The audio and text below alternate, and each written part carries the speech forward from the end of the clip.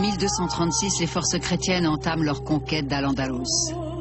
Les villes tombées deviennent autant de seuils par lesquels le savoir des musulmans et des juifs se répand dans l'Europe chrétienne, frayant ainsi la voie à la Renaissance. Presque toute la péninsule ibérique est désormais chrétienne, mais la culture d'Al-Andalus reste vivante. Après Cordoue, les villes de Murcie, Jaén et Séville tombent l'une après l'autre aux mains des chrétiens. Seule la pointe sud de l'Espagne reste aux mains des Berbères. En 1238, à Grenade, la dernière grande ville du territoire islamique, Muhammad ibn Nasser réussit à fonder un État musulman indépendant. Grenade était le siège des Nasrides, la seule dynastie berbère ayant survécu à l'assaut des chrétiens quand toutes les autres avaient cédé. C'est ainsi qu'elle est devenue capitale du dernier royaume islamique d'Espagne. Protégée par une imposante chaîne montagneuse, la région développe activement son économie basée sur la production de la soie et le travail des tissus. Grenade impressionnait par son habileté. Personnellement, je reste surpris de voir que ce royaume ait pu survivre 200 ans après l'effondrement de la domination musulmane.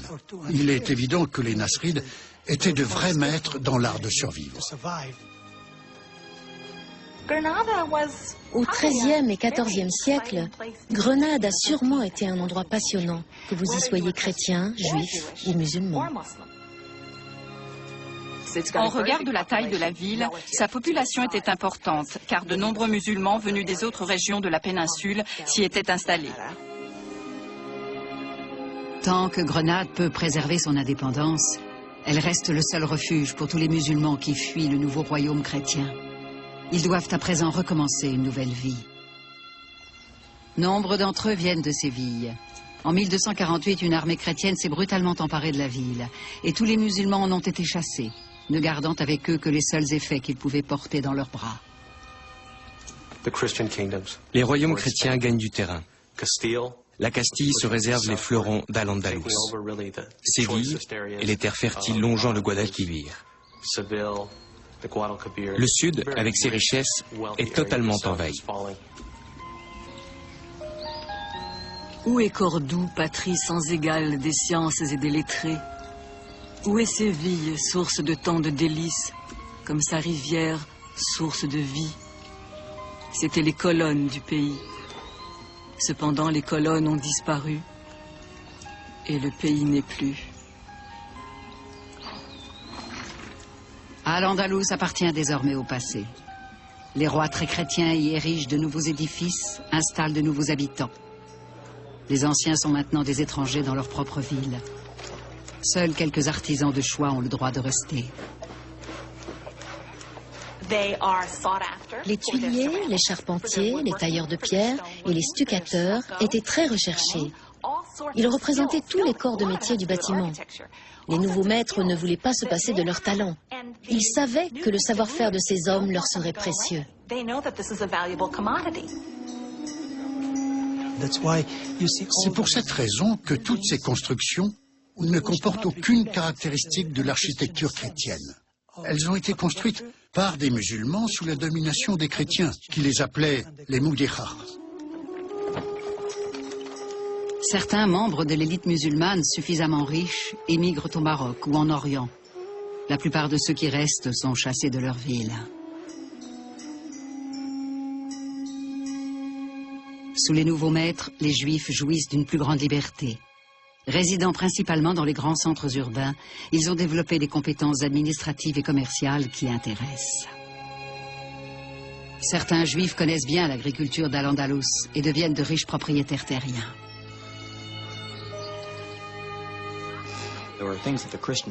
Les chrétiens avaient besoin d'hommes pour cultiver la terre. Les Juifs étaient de bons gestionnaires. Ils connaissaient bien les systèmes d'irrigation. Et ils maîtrisaient, contrairement aux nouveaux maîtres, la langue de la population locale, l'arabe. C'était une chance pour eux. Au début, les Juifs prospèrent dans les nouveaux territoires chrétiens. Mais au cours du siècle suivant, leurs conditions de vie commencent à se détériorer. Peu à peu, les chrétiens ont pris les choses en main. Les Juifs ont été remerciés. Leur talent n'était plus indispensable. Au XIIIe siècle, l'attitude de la population chrétienne vis-à-vis des Juifs d'Espagne est de plus en plus hostile. Les conquérants chrétiens sont maintenant bien établis. En 1252, Alphonse X est couronné roi de Castille et Léon et règne désormais sur le plus grand royaume chrétien de la péninsule ibérique.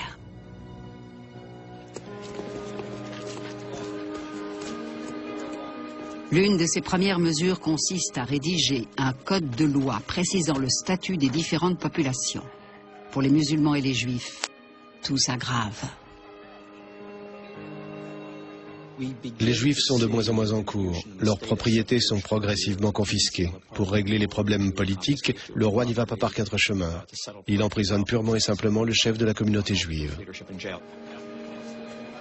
Les sujets chrétiens d'Alphonse X exigent que les Juifs reçoivent des coups de fouet en public quand ils ne portent pas les vêtements qui permettent clairement de les identifier. Les punitions sont parfois encore plus cruelles.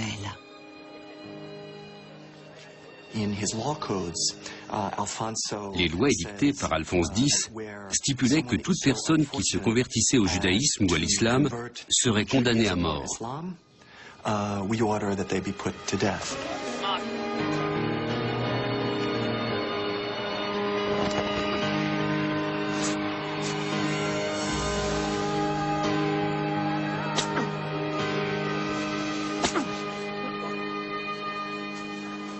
Dans le contexte de ces changements et bouleversements, personne n'incarne aussi clairement le paradoxe du royaume que le roi lui-même.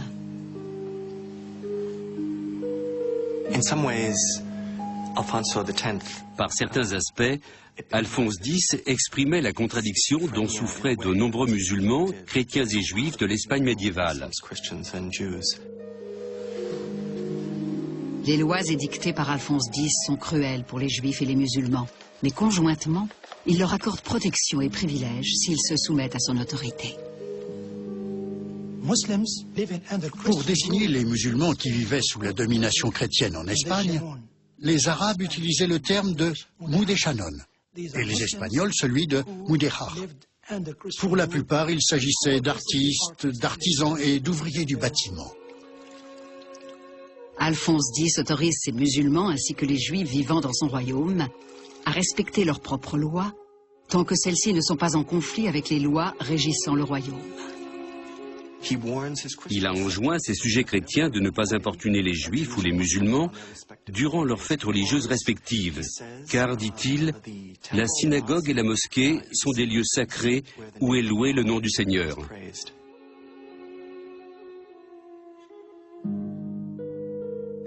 Curieusement, Alphonse X, le dur législateur chrétien, est aussi un amoureux de la poésie et de l'art de l'Espagne islamique.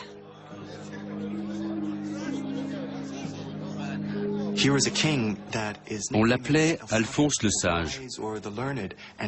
Et c'est un fait qu'il encourageait fortement les lettres et le développement des savoirs dans son royaume. Mais c'est un homme de son temps, et il trouve difficilement sa voie dans une Espagne médiévale aux prises avec le pluralisme religieux.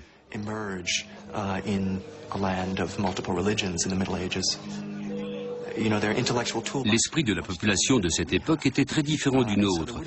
Il vivait parfois un douloureux conflit.